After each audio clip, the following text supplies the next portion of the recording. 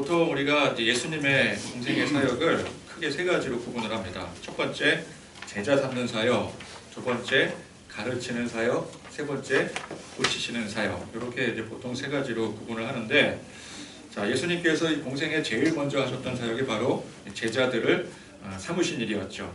자, 공식적으로는 12명의 제자들을 세우셨지만 그 외에도 예수님을 끝까지 따르던 사람들, 이제 그 중에는 여인들도 있고요. 또 12명 외에 공식적으로 제자라는 칭호를 붙이지는 않더라도 비공인, 그러니까 비공식적인 제자들은 12명들보다 훨씬 더 많았었습니다. 예수님의 제자 사역은 이후에도 지금까지도 지속되고 있습니다. 부활 승천하신 예수님께서 이제 예수님을 바라보던 제자들에게 너희들도 가서 제자 삼으라 라고 명하셨습니다.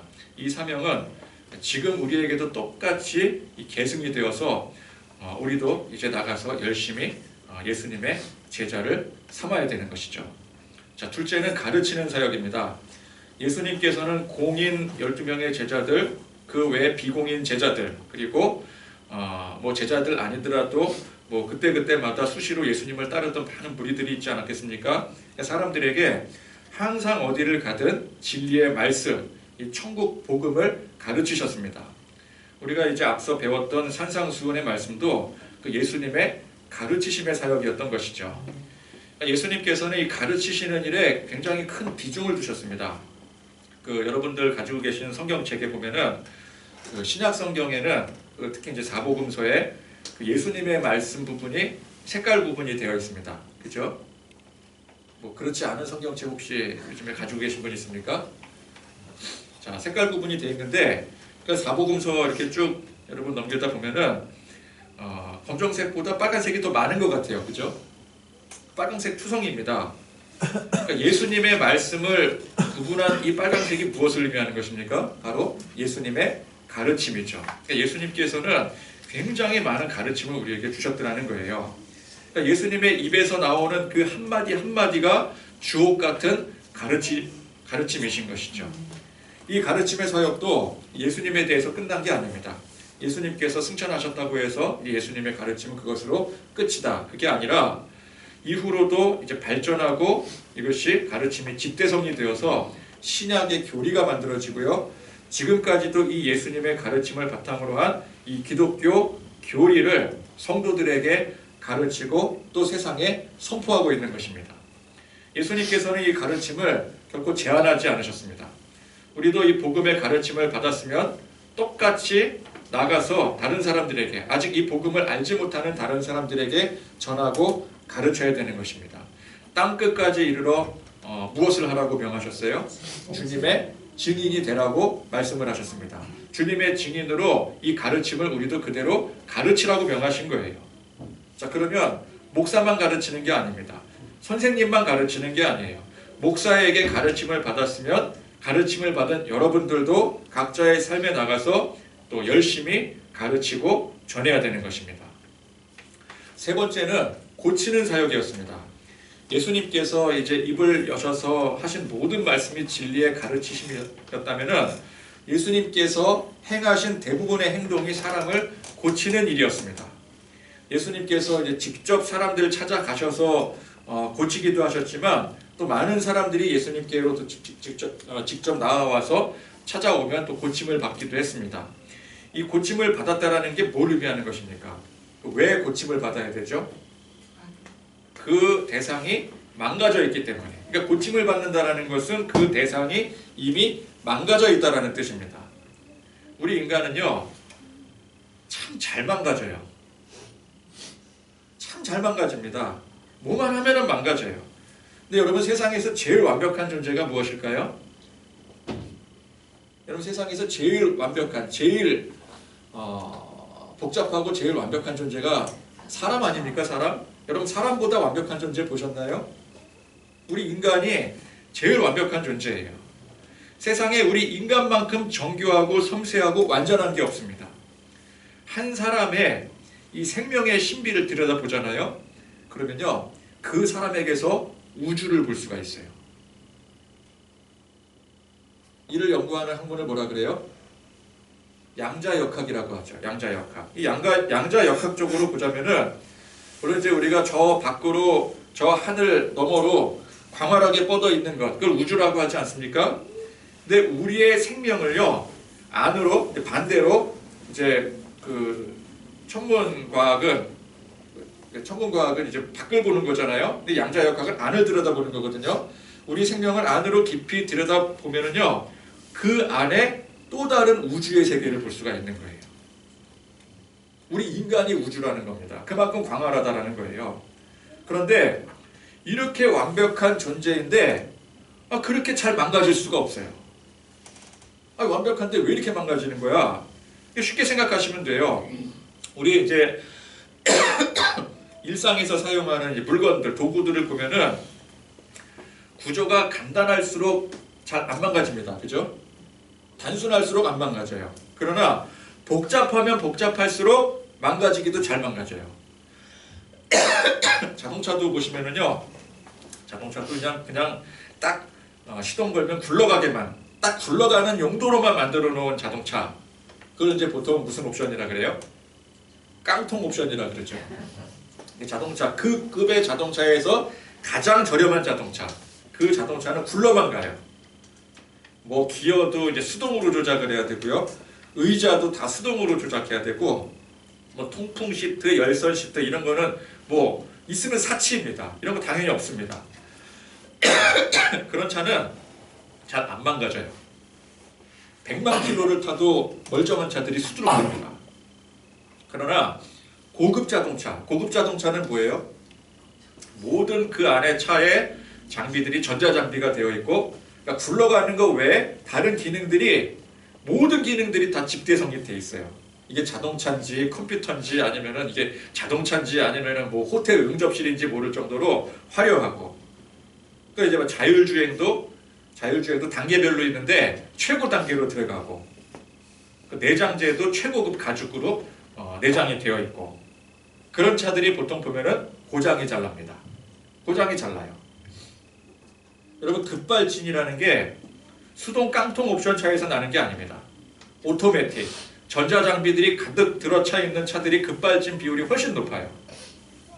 여러분, 벤츠나 BMW 같은 차가 고장 잘 난다는 거 아세요? 여러분, 아반떼가 고장이 잘 날까요? 벤츠가 고장이 잘 날까요? 벤츠가 고장이 훨씬 잘 나요. 왜? 들어간 게 많기 때문에. 여러분, 집에서 사용하시는 가전제품들도 기능이, 성능이 복잡하면 복잡할수록 AS 비율이 더 높아져요. 그죠? 그러니까 이제 보통 이제 그런 기능들 다 필요 없고 무조건 튼튼한 게 좋아, 그런 사람들은 최대한 기능이 간략화된 거를, 이제 그 물건을 주로 구입을 하게 되죠. 그러니까 우수할수록, 복잡하고 기능이 많을수록 고장도 잘 나게 되는 거예요. 그러니까 우리도 똑같이 생각하면 됩니다. 사람도 자주 아픈 사람이 있어요. 잘 아픈 사람이 있어요. 근데 우리는 그걸 뭐 약하다 그러고 뭐 비리비리하다 그렇게 말하면 안 돼요. 왜 잘 아픕니까? 남들보다 우수하고 뛰어나기 때문에 아프기도 잘 아픈 거예요. 그만큼 복잡하게 만들어진 거예요. 단순하게 만들어지면 아프지도 않아요. 단순할수록 튼튼한 겁니다. 머슴이 아픈 거 봤어요? 돌쇠가 아픕니까? 아파도 안 아프다 그러죠. 아닌 것 같은데 이거. 감기도 잘 걸리고 뭐 자주 아픈 사람이, 제가 이제 드린 말씀 그거예요. 나는 왜 이렇게 몸이 약하고, 내가 왜 이렇게 감기도 자주 걸리고, 왜 이렇게 자주 이렇게 막 머리도 아프고 그럴까? 의기소침하지 말라는 얘기예요. 그만큼 빼어나다라는 증거입니다. 우리 성도들도 보면은 자주 아프신 분 가만히 보세요. 얼마나 빼어난 분들이신지, 얼마나 능력이 대단한 분이신지. 그죠? 그 맞는 말이잖아요. 틀린 말 아닙니다. 몸이 튼튼한 사람 보면 단순한 사람이에요. 그죠?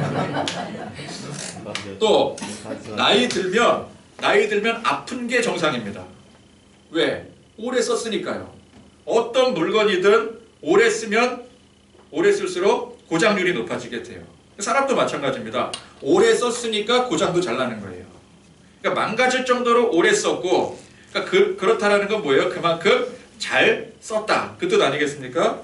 그만큼 잘 사용했다는 증거이니 충분히 존중을 받아야 되는 거예요. 그래서 저는 이 아픈 것 자체는 고통이지만 나이가 많아서 필연적으로 생기는 아픔은 인생의 거룩한 훈장이라고 생각을 합니다. 그러니까 여러분 각자 인생에 있어서 훌륭한 유산인 거예요. 이게 생리학적으로도 맞아요. 내 몸을 쓰면 쓸수록 망가지는 거거든요. 운동선수가요, 축구선수가 왜 이렇게 부상이 많은 줄 아십니까? 그만큼 몸을 많이 쓰기 때문에 고장이 나는 거예요.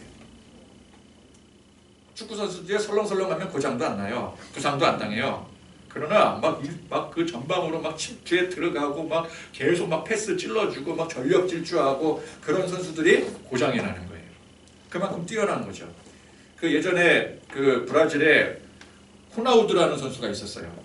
90년대에 아주 유명했던 선수인데 그 선수는요 엄청난 선수였어요. 아무도 기억을 못 하시네? 어떻게 호나우두를 모를 수가 있지? 크리스티아노 호날두 말고 그 이전에 오리지널 호나우두, 브라질의 호나우두. 이 선수는요, 그러니까 무슨 얘기가 있었냐면은 신이 그에게 축구의 실력은 주었지만 몸은 주지 않았다. 부상을 잘 당했어요. 그래서 선수 생명이 짧았어요. 그만큼 뛰어나니까 몸이 견디지를 못하는 거예요. 그러니까 그 이치에 우리가 이걸 아셔야 돼요. 내가 몸이 자꾸 약하고 병이 드는 것은 그만큼 내 몸이 감당할 수 없을 정도로 내게 뛰어난 능력이 있기 때문에 그런 것이다. 이게 맞는 말이에요. 틀린 말이 아니거든요. 그 훈장이다. 그렇게 생각하시면 돼요. 자, 우리가 고장이 나서 아픈 것은 꼭 육체만 그런 것이 아닙니다. 육체도 고장나지만 정신도 고장이 나요. 마음도 고장이 참 잘 납니다. 몸은 멀쩡한데 마음에 병든 사람들이 참 많아요. 이 또한 똑같은 원리예요. 그 마음이 단순하지 않고 남들보다 더 정교하고 복잡하고 뛰어나기 때문에 그런 거예요. 여러분 생각이 없는 사람은요 마음의 병이 없어요. 잘 아프질 않아. 그죠? 그러나 생각이 많고 항상 막 두뇌 회전이 막 빠릿빠릿하게 돌아가고 마음으로 막 씀씀이에 막 신경 굉장히 많이 쓰고 사는 사람은 마음의 병도 많이 들어요. 그죠? 왜? 많이 쓰니까. 이거는 꼭 나이가 들어야 더 많이 아픈 게 아닙니다. 마음의 병이라는 것은 나이를 따지지 않습니다. 어리거나 젊은 사람들이 어떤 이제 마음의 고통을 호소할 때 때로는 이제 나이 든 사람들이 또 자기 딴에는 또 내가 또 사회적 경험도 있고 경륜도 있다 그래서 젊은 사람들한테 엄살 피우지 말라 뭐 그럴 때 있지 않습니까? 핀잔 주고 무시하는 경우가 있어요. 이게 참 자신의 무지를 드러내는 모습밖에 안 되는 겁니다. 이제 우리 뭐 학교 다니는 학생들이 뭐 학생들 나름대로의 그 아픔을 그 고통을 막 호소하잖아요. 힘들다고 괴롭다고. 이게 육체적인 고통은 아니거든요. 육체적인 고통일 수도 있지만 주로 이 정신적이거나 마음의 고통일 경우가 많아요. 근데 그런 거를 어른들이 무시하는 경우가 많습니다. 그러면 자기도 그렇게 학창 시절에 그렇게 힘들어하고 고통스러워했으면서 그걸 이해를 못하는 거예요. 나는 지금 그 고통을 모르니까. 젊은 남녀가 사랑 때문에 힘들어하는 것을 그걸 이해하지 못하고 뭐라 그래요? 야 살아보니까 그딴 거 별거 아니더라. 그거 아무것도 아니더라. 무시하는 어른들이 있어요. 아 자기도 그때 그랬으면서. 여러분 지금은 안 그러겠지만 지금은 여러분들 남편이나 아내에게 그런 감정 뭐 조금도 남아있지 않을지 모르겠지만 지금 생각하지 마시고 처음 연애할 때를 한번 생각을 해보세요. 아, 나는 내 남편이랑 연애할 때 그런 감정 없이 나는 그냥 뭐 얼렁뚱땅 결혼했는데요. 그러면 그 이전에 연애했던 그 대상을 한번 생각을 해보시라고요. 내가 짝사랑했던 청춘 때 그 대상이 지금 그 여러분들의 남편이나 아내가 아닐 수도 있어요. 근데 여러분 다 이해를 하시잖아요. 그럼 그때 그 감정을 가졌던 그때를 생각해 보시라는 거예요. 똑같지 않습니까? 지금 요즘 젊은 사람들이 젊은 그 청춘들이 막 그 사랑 때문에 괴로워하고 고통스러워하고 그거나 여러분들이 그 나이 때 고통스러워했던 거랑 똑같은 거예요. 그거를 이해를 해야지. 그거를 이해를 못하고 살아보니까 별거 아니더라. 그까짓 거 아무것도 아니더라. 그건 어른으로서의 올바른 그 소양이 아닌 것입니다.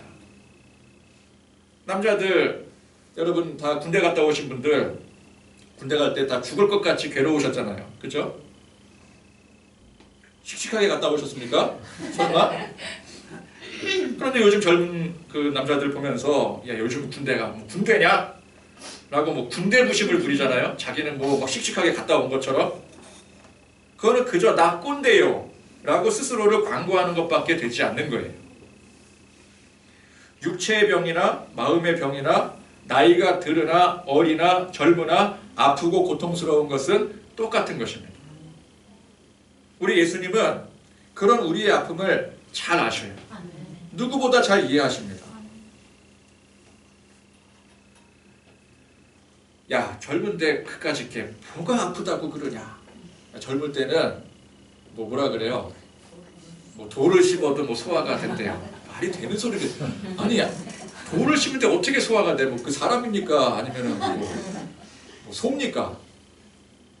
뭐 학교 잘 다니고 뭐 부모가 뭐 필요한 거 다 요즘 다 사주고 잘 먹여주고 그러면 됐지. 뭐가 힘들다고 투정을 부리느냐? 그깟 사랑이 뭐라고 뭐 중내 사내 바보같이 그러느냐? 감기 걸렸다고 뭘 그렇게 골골대느냐? 너는 뭘 그렇게 맨날 아프냐? 예수님은 절대 우리의 아픔에 대해 그런 식으로 대하지 않으셨어요. 왜? 예수님이 항상 그렇게 아프셨거든요. 그것도 젊은 때. 예수님은 젊은 때를 사시고 가셨잖아요. 예수님의 노년기 있었습니까? 예수님은 가장 젊을 때를 사셨어요. 근데 가장 젊었을 때 맨날 아프고 괴롭고 그러셨어요. 뒤에 말씀 보면 나와요. 누구든 병든 사람, 아픈 사람, 괴로운 사람 예수님은 외면하지 않으시고요. 다 이해해 주시고 용납해 주시고 받아주셨습니다. 그리고 어떻게 하셨어요? 고쳐주셨어요. 오늘 말씀에 베드로의 장모가 결혼한 사람이었다는 것을 알 수가 있죠. 어떤 사람들은 베드로가 솔로인 줄 아는 사람들이 많아요. 근데 오늘 말씀에 보니까 베드로의 장모가 등장을 합니다. 베드로의 장모가 열병으로 고생을 하니 그의 손을 만지사 열병이 떠나가게 되고 귀신 들린 자들을 데리고 오니 예수님께서 말씀으로 귀신들을 다 내쫓으셨습니다. 자 여기 보면은 뭐 그것 때문에 누구를 뭐 정죄하거나 무시하거나 비난하거나 핀잔을 주시는 예가 없어요. 기도를 안 해서 뭐 아픈 거다 라든지 뭐 주일날 결석을 해서 아픈 거다 주일날 소풍 가서 아픈 거다 그런 예가 없어요. 자, 그 이유에 대해서 17절 말씀 보니까 이는 선지자 이사야를 통하여 하신 말씀에 우리의 연약한 것을 친히 담당하시고 병을 짊어지셨다 함을 이루려 하심이더라. 자, 이게 무슨 말인가? 선지자 이사야를 통하여 하신 말씀이라 그랬잖아요. 그래서 요 구절이 그 이사야서 53장 4절 말씀입니다. 요거 한번 누가 찾아서 제일 먼저 찾으신 분이 읽어주시면 감사하겠습니다. 이사야서 53장 4절 말씀.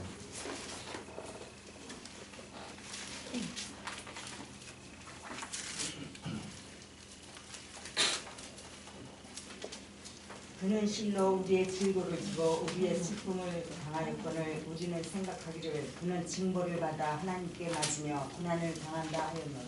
아멘. 자, 그는 실로 우리의 질고를 지고 우리의 슬픔을 당하였거늘 우리는 생각하기를 그는 징벌을 받아 하나님께 맞으며 고난을 당한다 하였노라.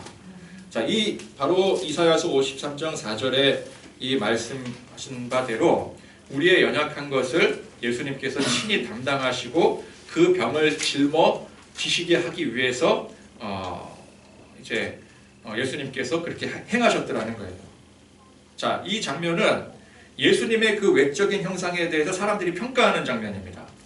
자, 그 앞에 말씀에 보면은 예수님은 고운 모양도 없고 풍채도 없은즉 우리가 보기에 흠모할 만한 아름다운 것이 없다고 했습니다.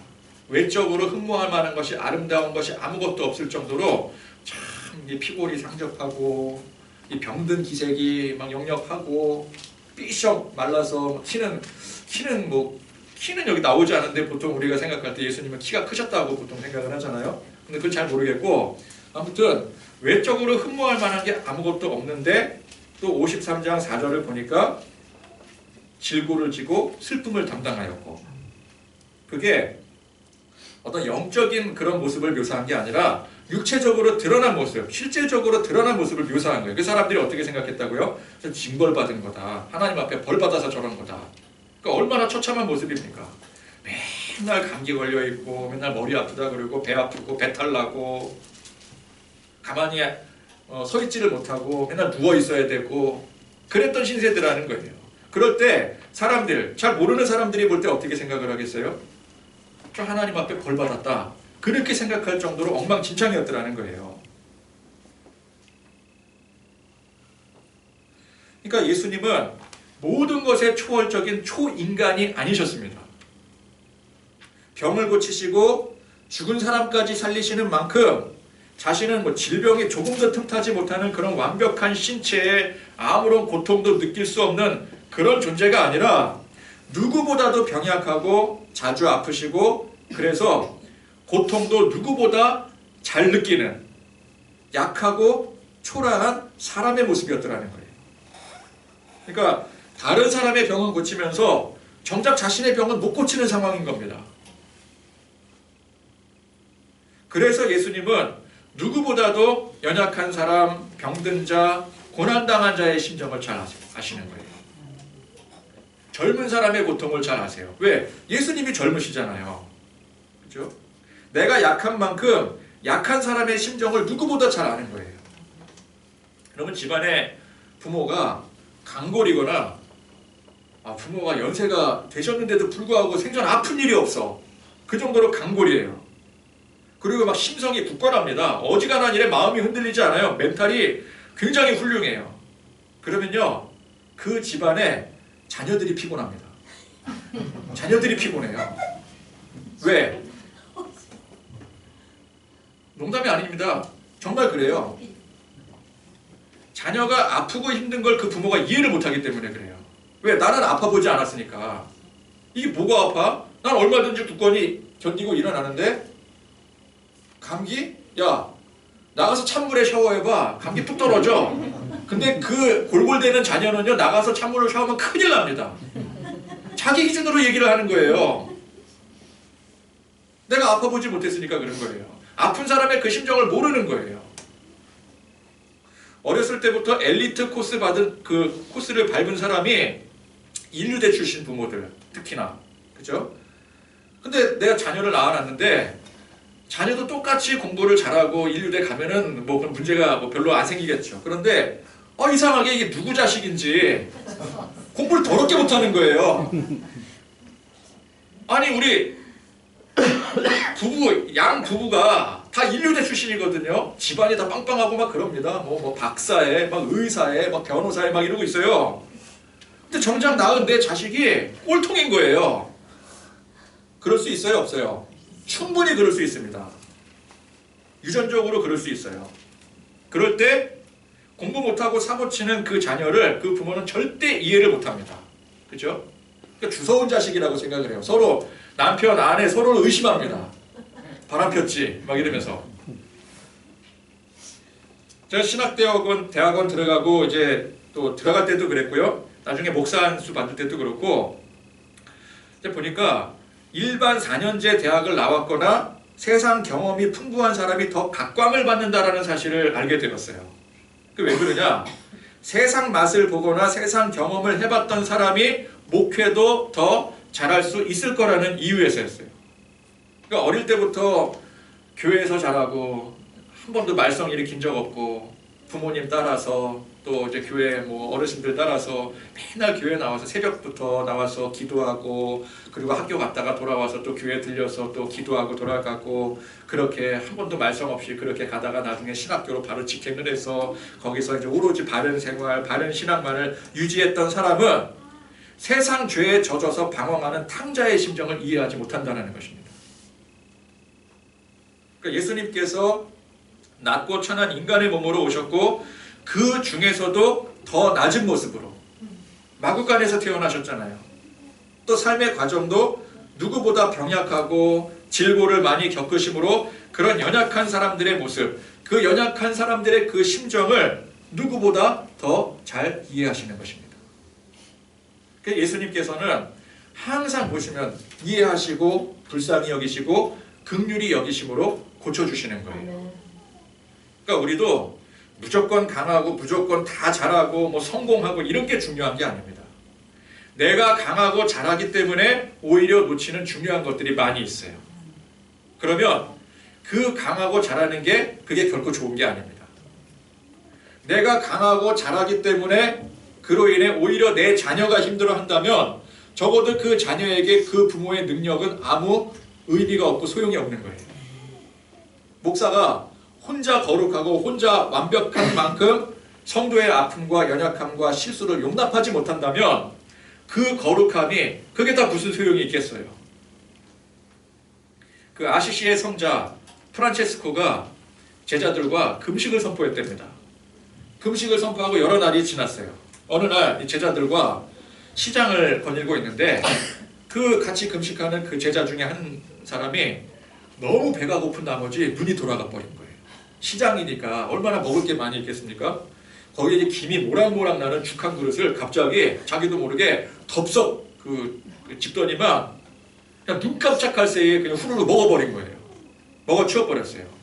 이 금식이 지속이 되니까 너무 배가 고픈데 하필 시장을 지나게 되니까 자기도 모르게 그 행위가 나온 거예요. 그러고 나서 이제 딱 먹고 나니까 정신이 번쩍 들겠죠. 내가 지금 무슨 짓을 한 거야? 내가 금기를 어겼구나. 죽을 주르르 흘리면서 나는 이제 죽었다. 같이 있던 제자들이 어떻게 생각을 하겠습니까? 저 파문이야 저거. 아니 우리도 이렇게 멀쩡히 가만히, 선생님 우리 스승님도 이렇게 가만히 계시는데 저거 개념 없이 그걸 못 참고 너희 이제 끝났다. 감히 금기를 어기느냐? 넌 파문이다. 그런데 이때 프란체스코가 어떻게 하는 줄 아세요? 어떻게 할게요? 자기도 갑자기 그 죽 한 그릇, 옆에 있던 죽 한 그릇을 갑자기 들더니 자기도 퍼먹는 거예요. 그러더니 뭐라 그래요? 야, 나도 사실은 너무나도 배가 고팠는데 너 때문에 잘 됐다. 오늘부로 금식 끝! 너희들도 와서 어서 퍼먹어! 그러더라는 거예요. 그 제자는 어떻게 됐겠어요? 그 실수한 제자는 무마가 되는 거죠. 왜? 자기 스승이 똑같이 행동을 했으니까 그걸 보여준 거예요. 다른 사람의 실수, 아픔, 고통을 외면하면 안 됩니다. 비난하거나 정죄하면 안 돼요. 내가 그러지 않았다고, 난 그거 모른다고 정죄하면 안 되는 거예요. 우리도 예수님처럼 낮아지고 겸손한 마음으로 이해하고 용납하고 사랑으로 덮을 줄 알아야 되는 것입니다. 긍휼히 여기는 마음으로 선을 베풀 줄 알아야 되는 거예요. 성육신이 다른 게 성육신이 아닙니다. 이게 성육신이에요.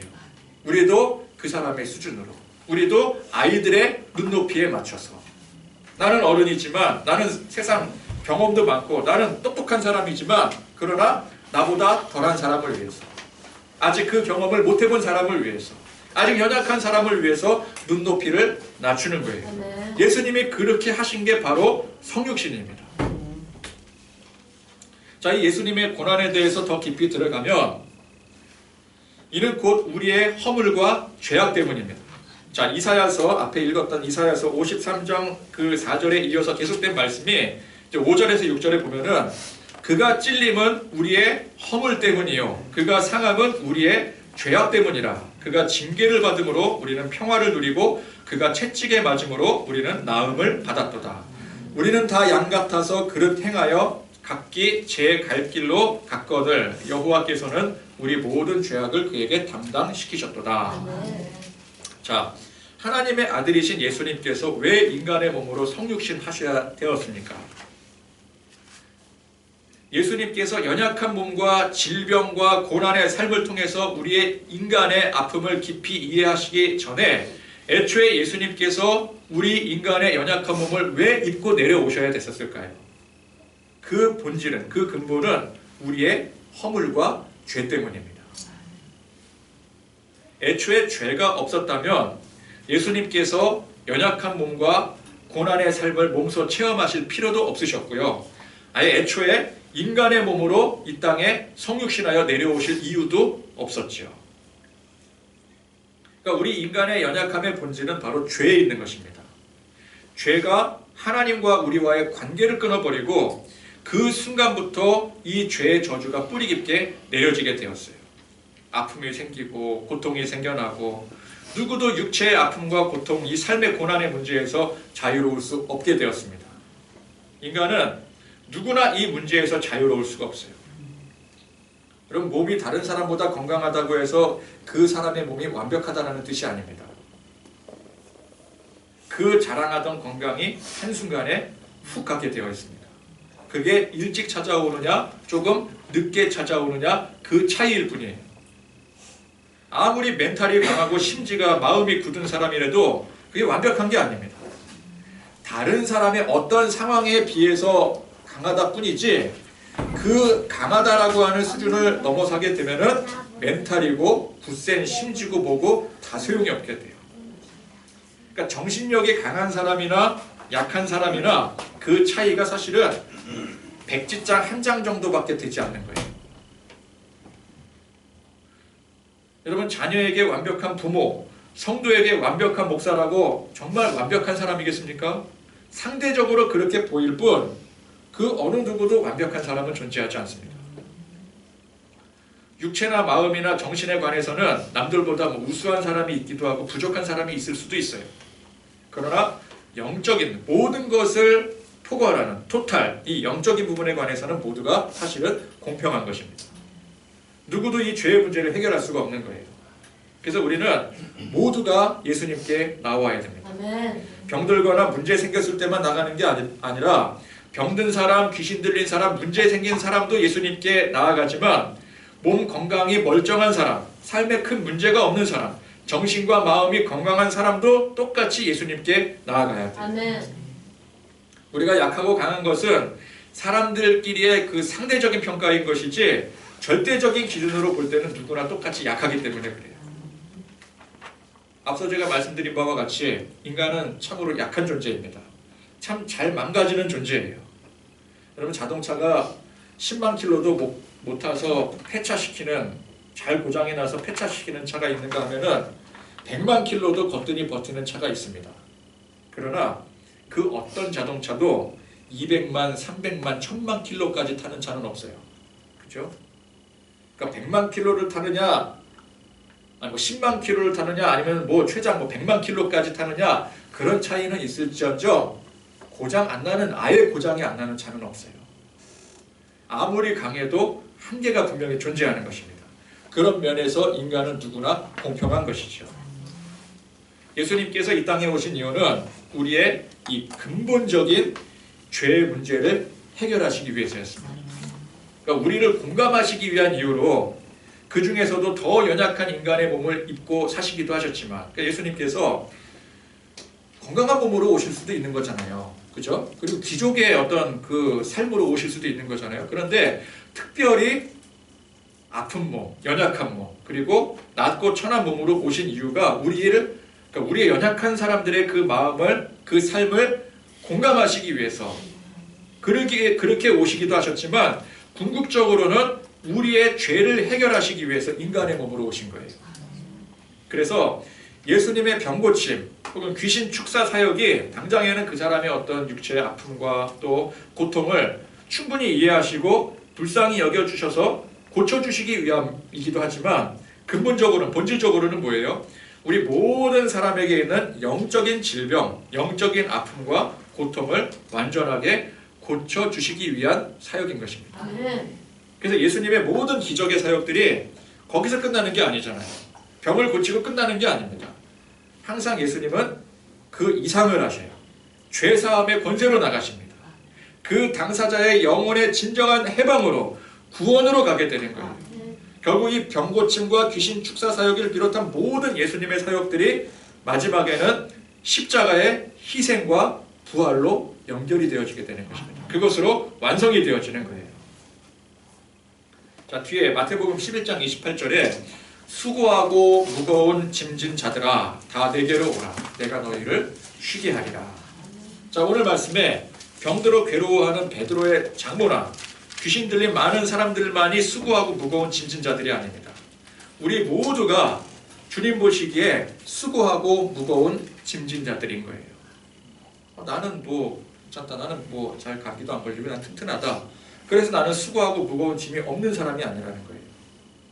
나는 뭐 이렇게 물질적으로 이렇게 어려움 느끼지도 않고 욕심도 없고 나는 뭐 사람들이 보통 막 돈이 없어서 막 어렵다 그러고 막 힘들다 그러고 물질 문제 가지고 막 기도하고 그런 사람 보면서 난 이해가 되지 않는다. 나는 그런 사람 아니다. 그게 아니라는 거예요. 우리는 모두가 주님 보시기에 수고하고 무거운 짐진 자들입니다. 사실 우리가 겉으로 표현을 안 해서 그렇지 우리 스스로가 다 잘 알아요. 각자가 말 못할 무거운 짐들을 다 안고 살고 있습니다. 근데 그걸 누구에게도 말을 못하는 이유가 뭐예요? 말해봤자 소용이 없기 때문에 말을 못하는 거 아니겠습니까? 내가 말해봤자 해결되는 게 아니기 때문에. 그죠? 그러나 우리 주님은 이 모든 걸 다 가지고 나오라고 말씀하십니다. 남들에게 말하지 못하는 고민이 있거든. 가지고 나와라. 예수님은 다 이해하신다는 거예요. 그 어떤 문제건 우리가 예수님께 가지고 나아갈 때 예수님은 항상 우리에게 답을 주십니다. 아멘. 사람은 우리에게 답을 줄 수가 없어요. 일정 수준에서는 답을 줄 수 있겠지만 그 일정 수준을 넘어가면은 그 누구도 우리에게 답을 줄 수 없습니다. 그래서 우리는 항상 숨기고 사는 거예요. 나만이 알고 사는 거예요. 그런데 그게 나만 아는 게 아닙니다. 예수님도 아셔요. 예수님이 더 잘 아셔요. 아멘. 그래서 예수님은 그 문제를 항상 가지고 나오라고 말씀하고 계시는 것입니다. 예수님 우리의 아픔을 잘 아십니다. 우리의 진정한 문제까지 다 아십니다. 우리가 그래서 있는 그대로의 우리의 모든 것을 가지고 나올 때 우리 주님은 다 이해하고 받아주시는 줄 믿으시기 바랍니다. 우리가 누구에게 의존할까요? 오직 주님만 바라보면서 주님에게 의탁하며 주님께 나아가는 저와 여러분들 거룩한 하나님의 백성들 되기를 간절히 축원드립니다. 아멘. 마음이